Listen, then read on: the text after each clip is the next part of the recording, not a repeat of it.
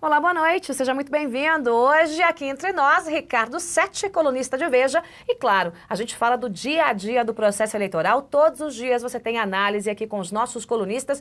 E hoje, tudo bem? Boa noite. Antes da pergunta, boa noite. Para você também. A gente está acompanhando a pancadaria envolvendo Marina Silva. Eu estava aqui dando uma olhadinha no blog do nosso colunista Lauro Jardim e ele me disse o seguinte, a nota dele diz o seguinte: a guerra começou a ganhar ares perigosos na disputa ao Palácio do Planalto. Marina Silva estava em Brasília no domingo, indo de carro a um evento de campanha em Ceilândia, no Distrito Federal. E no caminho recebeu um telefonema de agentes da Polícia Federal, responsáveis pela segurança dela, dizendo que ela cancelasse a agenda porque teria militantes do PT que a aguardavam de forma muito indócil.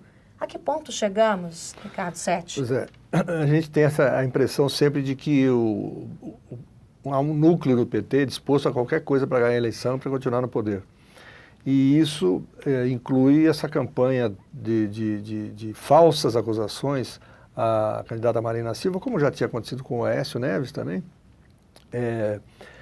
que levaram o Procurador-Geral da República a pedir que fossem canceladas determinadas peças de propaganda no horário eleitoral por serem ilegais. Né? Sim, o Rodrigo Janot, que é o Procurador-Geral da República, determinou que a campanha do PT, a propaganda, o programa eleitoral do PT, pare de agredir Marina Silva abaixo da linha da cintura. Basicamente ele fez a solicitação ao Tribunal Superior Eleitoral, que toma a decisão, né? Basicamente as baixarias e as mentiras, vamos falar português, claro, vamos dizer o que está acontecendo. As mentiras que a campanha da presidente Dilma está dizendo em relação à ideia de Marina Silva de conceder independência ao Banco Central. Eu tenho um trecho aqui do que disse Janot, né? Ele disse o seguinte: considero que as peças pretendem criar artificialmente na opinião pública estados mentais, emocionais e passionais, o que é vedado pelo Código Eleitoral. Pois é. E o pessoal da Marina está falando em terrorismo, né? Terrorismo. Porque, de fato, as acusações acusações, como se fosse um crime, né?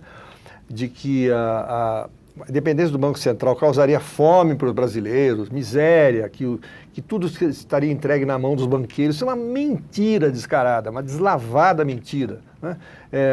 Eu vi uma peça na televisão, não protagonizada pela presidente, mas por um ator, dizendo que até a política externa brasileira estaria na mão dos bancos, caso o Banco Central fosse independente. Isso é uma absoluta loucura, porque eu pergunto ao amigo que está nos vendo em casa, nos Estados Unidos acontece isso? Na Alemanha acontece isso? Na Inglaterra acontece isso, na Austrália, no Canadá, não, nesses países e em muitos outros, o Japão, país seríssimo, acontece isso? Não, nesses países o Banco Central é independente, porque o Banco Central independente não significa o Banco Central fazer o que der na cabeça dos seus diretores. O Banco Central independente é uma questão técnica, quem decide a meta de inflação, a que ponto deve chegar o combate à inflação, é o governo eleito pelo povo. Definida a meta de inflação pelo presidente da República ou pelo primeiro-ministro, se for um país parlamentarista, o Banco Central usa de todos os recursos técnicos para atingir a meta fixada pelo governante eleito. Uhum. Não existe essa maluquice do Banco Central sair, e muito menos favorecer bancos. Não, quando o Banco Central é independente inclusive dos bancos privados, é independente de tudo. É evidente. Daí a ideia de que o mandato dos diretores do Banco Central independente nunca coincidam com o do presidente da República, para não haver o que há hoje em dia sob o governo Dilma, pressão política para que o Banco Central artificialmente baixasse os juros, como aconteceu durante os 3 primeiros anos do governo Dilma. Quer dizer, o Banco Central tem uma certa autonomia no governo, teve muito mais no governo Lula do que no governo Dilma, onde foi submetido a muitas pressões para baixar artificialmente os juros. Tanto é que houve um retorno da inflação e a presidente foi obrigada a engolir 7 aumentos sucessivos de juros decretados pelo Banco Central para deter esse processo. Agora a gente chegar num ponto em que nós estamos falando aqui das mentiras propagadas, né, na propaganda política partidária aí do PT, no programa da presidente candidata Dilma Rousseff, e a palavra é essa mesma, é mentira, né? A própria Veja trouxe aí as 6 maiores mentiras, né, da campanha de Dilma. Mas, além disso, as ameaças e a pressão chega à beira das questões físicas, como a Polícia Federal acabou orientando a Marina no fim de semana. Quer dizer, não vá porque você está correndo risco. Quer dizer, eu acho que aí, se eu me desculpe, a Polícia Federal não devia dizer não vá. Vá que nós garantimos, né? Começa por aí. Mas está acontecendo em vários lugares. A senadora Ana Amélia, que nos visitou um dia desses, a senadora Ana Amélia, que é a candidata favorita ao governo do Rio Grande do Sul, contou também que quase foi impedida de entrar no seu próprio comitê, numa cidade do interior do Rio Grande do Sul, por uma tropa de choque do MST. Mas ela meteu a cara e foi, porque falou que no Rio Grande do Sul, se eu não faço isso, eu não sou eleita. Né? Essa Ana Amélia, que estará conosco também no fim de semana, você vai acompanhar uma entrevista exclusiva com a senadora e a TV já abrindo também espaço para os candidatos ao governo, né? Os governos aí dos principais colégios eleitorais. E ela realmente relatava, ela falou, olha, se eu não for, eu vou ser o quê? Né? Vou ser tomada aí por uma covarde, eu vou. No Rio Grande do Sul, sobretudo, diz ela, se eu não tomo esse gesto e entro, vão achar que eu não tenho fibra para governar, não é? Então, quer dizer, infelizmente estão acontecendo essas coisas. No caso desta Polícia Federal, a Polícia Federal agiu erradamente. A Polícia Federal não poderia dizer, não vá porque está acontecendo isso, aquilo.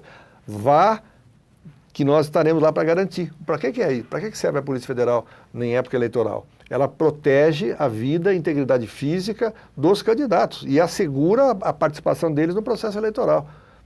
Então, eu acho espantoso a Polícia Federal dizer isso. Não vá porque também... Vai devagar. Não vá porque nós não podemos fazer nada, é isso. Não podemos manter a ordem, não é? Agora a gente tem aí um movimento interessante. Você sabe que o Financial Times, numa reportagem de hoje, disse o seguinte, Marina, mostre os dentes, né? Porque senão Dilma vai passar com o trator em cima de você. Está na hora de Marina mostrar os dentes ou não é exatamente o perfil dela? A Aécio não mostrou. E deu no que deu. A Aécio deixou de passar, já passou da fase em que poderia se firmar como candidato dos indignados, das pessoas que não suportam, inclusive a imoralidade política que constituiu o governo Lula-petista desde o começo, não apenas a presidente Dilma. Eu acho que não faz o estilo da candidata Marina Silva mostrar dentes da maneira como faz o PT. Mas eu acho, pelo que eu tenho visto, nos programas dela, no canal de vídeos dela no YouTube, nos comícios que tem feito por aí, ela está subindo o tom, Eu acho que já esse conselho do Financial Times já está sendo seguido antes de sair a reportagem. É que quando a gente fala de Marina ou Aécio subir um pouquinho o tom, a gente está falando de subir o tom no limite do aceitável. Eu não vi nem da campanha do Tucano Aécio Neves, nem na campanha da candidata do PSB, Marina Silva, ataques rasteiros, mentiras, infâmias, ou boataria, essa coisa da campanha suja, que é batizada como campanha suja. Isso não apareceu, apareceu só do outro lado, né? O que a Marina disse que a presidente Dilma fará no governo, ou que o PT fará num próximo mandato, que não corresponde à verdade? Nada. Ninguém é capaz de citar um episódio. Agora, diariamente estão atribuindo a ela, como estariam atribuindo ao Aécio, se estivesse o Aécio com o mesmo índice de intenção de votos, coisas que não têm cabimento, que não correspondem à verdade. Por exemplo, essa mentira escandalosa, absurda e quase infantil de que a Marina é contra o pré-sal. Como alguém pode ser contra uma coisa que um tesouro que pertence ao país, que está aí, que já foi localizado, que já está sendo explorado? Como é que ela pode ser contra o pré-sal? Ela é louca. Só é um disparate tão absurdo. Mas, infelizmente, tem eleitor que acredita nesse tipo de coisa. E a nossa justiça eleitoral também cá entre nós, Ricardo Sete. É muito lenta, muitas vezes. Muito lenta. Precisou o Procurador-Geral da República interferir, precisou aí de semanas de massacre para que houvesse uma interferência exatamente, direta. O Procurador-Geral da República já demorou para se manifestar e não resolveu ainda, porque vai a julgamento no tribunal. A Justiça Eleitoral costuma ser mais ágil do que as demais justiças, do que os demais ramos da justiça no Brasil.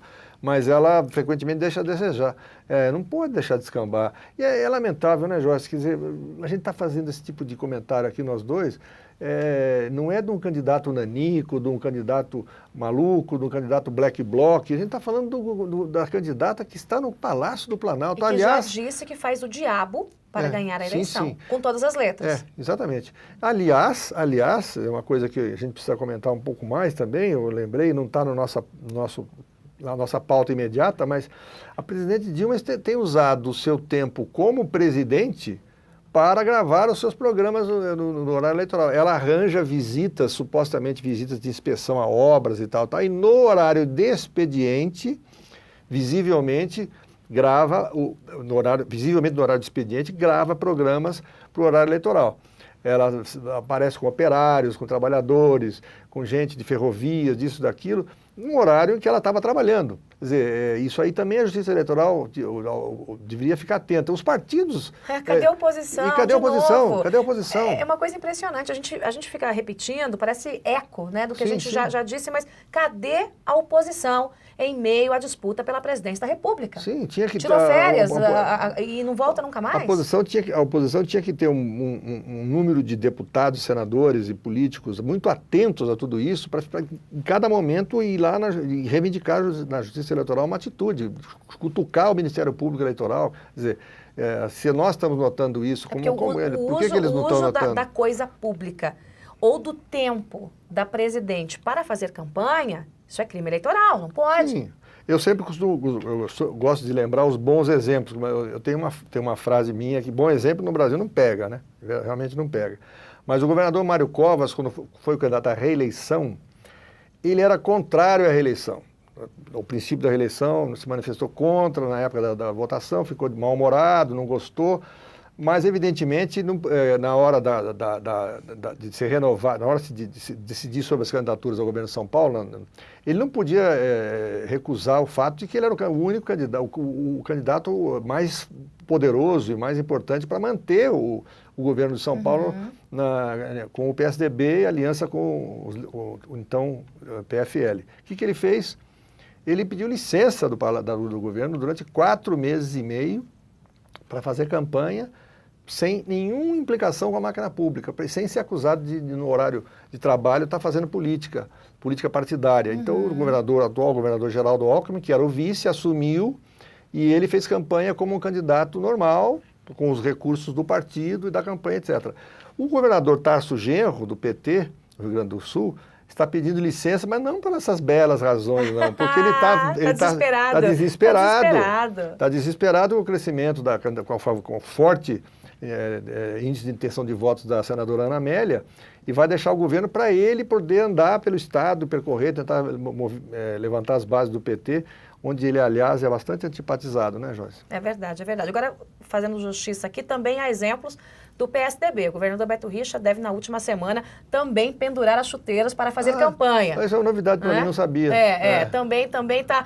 Este é o plano, a decisão é essa, se nada mudar. Aí, nos últimos 10 dias de campanha, ele vai deixar o Palácio Iguaçu para poder fazer... Então, assim, esse modus operandi da política funciona tanto do lado do PT quanto do PSDB. Agora, eu acho que o correto deveria ser uma prática dos governantes se licenciarem para concorrer. Exatamente. A própria presidente Dilma... Porque fica desleal a concorrência. A concorrência desleal.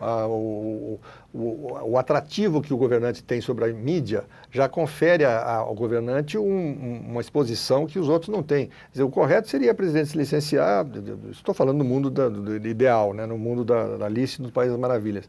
O presidente se licenciar, o governador se licenciar, todo mundo que é candidato à reeleição, sair do cargo, entregar para o vice e concorrer como um Também candidato normal. Também seria ideal não mentir em campanha.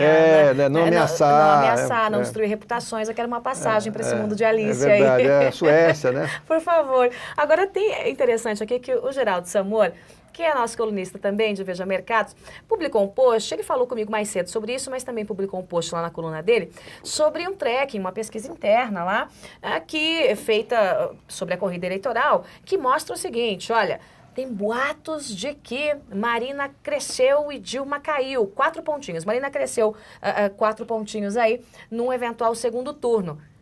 Contra o PT até boato serve, porque a Bovespa disparou. Você vê, pouca coisa poderia ser mais significativa do que isso, né? Cada vez que há uma notícia ruim para a candidatura da presidente Dilma, a área produtiva do país, os empresários, os que fazem a riqueza circular, os que dão empregos, ficam entusiasmados. Quer dizer, alguma coisa está muito errada com esse governo. Em relação a essa cifra que você mencionou, tem acontecido com muita frequência agora. Quer dizer, as pesquisas de intenção de voto no segundo turno são consistentemente favorecendo Marina. Né? As ações da Petrobras subiram 7%, gente, com um boato. É inacreditável. Quer dizer, é impressionante. É inacreditável. Mas por aí a gente vê o ponto que se deteriorou esse governo. Né? Bom, vem pesquisa por aí. Essa semana mais uma rodada Datafolha e Ibope. Datafolha, né, que é o instituto mais confiável pelos números, ponto. Na minha opinião, sempre foi. É uma questão de fato, né? O Datafolha acerta mais, ponto. É isso. E o fato de o Datafolha não fazer pesquisa para partidos ou para governantes e para políticos, eu acho que o torna mais, não apenas mais isento, mas como ele parece ser mais isento. Ele é e parece ser. Bom, então a gente tem uma nova rodada de pesquisas, pelo que indicam os trackings internos aí dos partidos, houve uma movimentação, continua ali a briga nariz a nariz, a gente deve ter esse cenário, a não ser que caia um outro avião, a não ser que aconteça alguma coisa absurda, né, no meio do caminho. Se não, é esse o cenário aí de Dilma e Marina Silva disputando nariz a nariz. E Aécio Neves, qual deve ser o caminho agora do Mineiro, que está com uma Operação Minas, né, Operação Salvar Minas? Eu acho que a Operação Minas demorou para ser feita. Eu acho que o Aécio deveria ser realista e ver que por uma estratégia errada, ele não, além do avião que caiu na cabeça dele, né, óbvio, o avião onde morreu Eduardo Campos e jogou a Marina para o cenário eleitoral, caiu na cabeça do Aécio. Mas o Aécio deveria, antes disso, ter se tornado já o candidato de oposição, inclusive moral, a tudo que foi feito nesses 12 anos de lulopetismo. Não fez. Ficou muito tempo se apresentando para o eleitorado e tal, perdeu o momentum, né, no sentido da física, né, o impulso que deveria ter tido. E agora? Agora a questão é daqui para frente. Agora ele tem que ganhar em Minas de qualquer maneira. Eu, no lugar dele, se fosse político, graças a Deus não sou, abandonaria a campanha, boa parte da campanha nacional, para me concentrar em Minas. Ele precisa ganhar a eleição para governador e ganhar a eleição em Minas, porque senão eu acho que o futuro dele vai estar seriamente comprometido, o futuro dele como presidenciável. Há uma discussão interna dentro do próprio PSDB, e a gente sabe que o PSDB também tem lá as suas repartições, cada um pensa de um jeito, dizendo o seguinte: é melhor Aécio seguir batendo também de leve em Marina, né? Ou é melhor o Aécio caminhar para uma composição com o PSB? Do ponto de vista, o partido nenhum sobrevive e cresce, pelo contrário, mingua se não tiver perspectiva de poder. Talvez fosse a hora de, em silêncio, o PSDB negociar algum tipo de acordo com o Marina, não um acordo sujo de troca disso por aquilo, não. Negociar pontos programáticos, coisas a serem feitas no governo Marina que o PSDB considera importantes, para que o PSDB possa apoiar a Marina, dar sustentação parlamentar à Marina e eventualmente pensando na sucessão da própria Marina lá para frente. Mas 2018, do ponto de vista, dá para Aécio disputar? Porque a gente tem Geraldo Alckmin no meio do caminho. Não sei, é impossível responder isso. O que eu acho é que para preservar um mínimo de sentido de oposição, se fosse um partido, integrasse o PSDB, se fizesse parte da campanha do Aécio, bateria muito mais no lulopetismo e em Dilma do que na Marina, para firmar a posição. E procuraria depois um tipo de colaboração se Marina for eleita, até para moderar certas coisas da rede, né? Certos programas um pouco radicais, etc., da sustentação, mas não incondicional. Acho que era a hora de fazer essa negociação. Mas antes de mais nada, o Aécio precisa vencer as eleições em Minas. Escolheu o candidato, a meu ver, errado, quem sou eu para dizer, mas é a minha opinião, depois de muito olhar para o cenário, escolheu um candidato errado, estava muito tempo afastado de lá. O Pimenta da Veiga, que evidentemente é um mineiro, foi prefeito de Belo Horizonte, foi um deputado importante, mas está há muitos anos trabalhando em Brasília como advogado, e agora o PT faz campanha lá em Minas de que ele não é de lá, que ele abandonou Minas, etc. Não apenas por isso. O Pimenta da Veiga, embora seja um bom quadro do PSDB, ele tem uma cara, um jeito de velha política, no momento que só se fala em nova política. A Aécio tinha outras possibilidades à mão, e por questão de composição com partidos e tal, acabou optando pelo Pimenta. Muito bem. Ricardo Sete, aqui entre nós, a gente analisou aí hoje, é o dia de hoje. Cada dia com a sua agonia. Cada dia com a sua agonia. A gente conversa na semana que vem. Obrigada, Sete. Obrigado a você, Joyce. Obrigada pela companhia de todos. A gente se fala daqui a pouquinho. Tchau.